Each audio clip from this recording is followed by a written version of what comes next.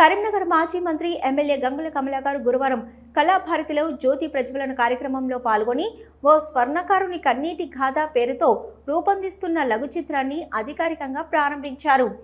ఈ సందర్భంగా ఆయన మాట్లాడుతూ స్వర్ణకారుల జీవన విధానం, వారి కష్టనష్టాలు, సమాజంలో వారు ఎదుర్కొంటున్న సవాళ్లను ప్రతిబింబించేలా ఈ చిత్రం రూపుదిద్దుకోవడం హర్షణీయమని పేర్కొన్నారు. దర్శకుడు బూనాదాచారి ఆధ్వర్యంలో రూపొందుతున్న ఈ లఘు చిత్రం ప్రేక్షకులను ఆలోచనలకు ప్రేరేపించేలా, సామాజిక సందేశాన్ని అందించేలా ఉండాలని ఆశాభావం వ్యక్తం చేశారు. కార్యక్రమంలో పలువురు సినీ, సాహితీ రంగాలకు చెందిన ప్రముఖులు పాల్గొన్నారు.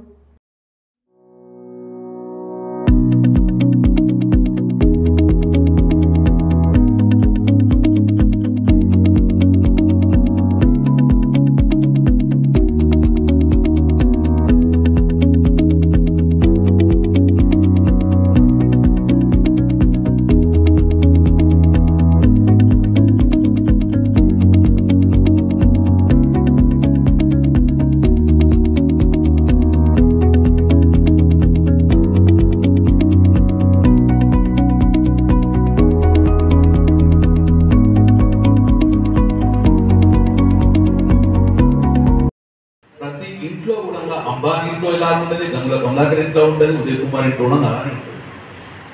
వాస్తవంగా ఏ ఇంట్లో చూసుకోవడంగా ఇలాంటి ఖాతాలు వస్తూ ఉంటాయి.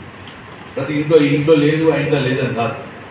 కానీ అది ఉదయ్ కుమార్ గారు డెఫినెట్గా నటించిన వాళ్ళు ఎక్కడో ఇతనికి ఇలాంటి జరిగిందనుకుంటా. అందుకే జీవించుడు ప్రపంచానికి చెప్పే ప్రయత్నం కూడా చేశారు.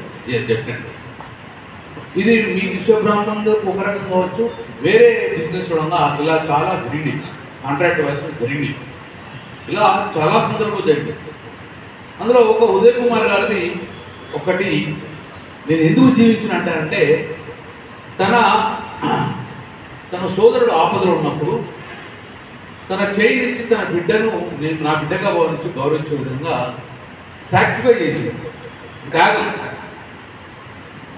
త్యాగం చేసి నా దగ్గర లేకుండా. ఎందుకోసం అంటే విశ్వబ్రాహ్మణులే త్యాగశీలి, ఈ విశ్వబ్రాహ్మణులు త్యాగశీలి. ఆ రోజు శ్రీకాంతాచార్య గారు త్యాగవంతం కదా తెలంగాణ రాష్ట్రం ఏర్పాటైంది. తన పుట్టిన విశ్వబ్రాహ్మణే కదా. ఆ రోజు నేను చనిపోతేంది, నా ప్రాణం పోతుంది కదా అని భయపడలేదు. నేను చనిపోయిన విధంగా త్యాగంతో తెలంగాణ రాష్ట్రం ఏర్పాటు కావాలన్న త్యాగశీలి పుట్టిన శ్రీకాంతాచార్య విశ్వబ్రాహ్మణ కులం. గౌరవనీయులు తెలంగాణ రాష్ట్ర సాధనే తప్ప నాకేంటి తెలంగాణ రాష్ట్రం గురించి కన్నుమూయాలని చెప్పేసిన గౌరవనీయులు ప్రొఫెసర్ జయశంకర్ గారు పుట్టింది కూడా విశ్వబ్రాహ్మణ కులం.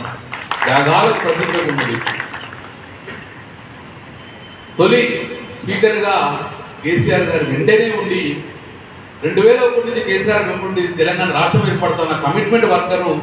ఎన్నో అవకాశాలు వచ్చి వేరే పార్టీ వాళ్ళు పిలిచినా కూడా నేను ఒక కమిట్మెంట్ మన ఒక త్యాగేశ్వరుడు కేసీఆర్ వెంబడున్న మా మధుసూదన చారణ గారు కూడా నిజంగానే పుట్టిన కులం ఇది యొక్క విశ్వబ్రాహ్మణ కులం.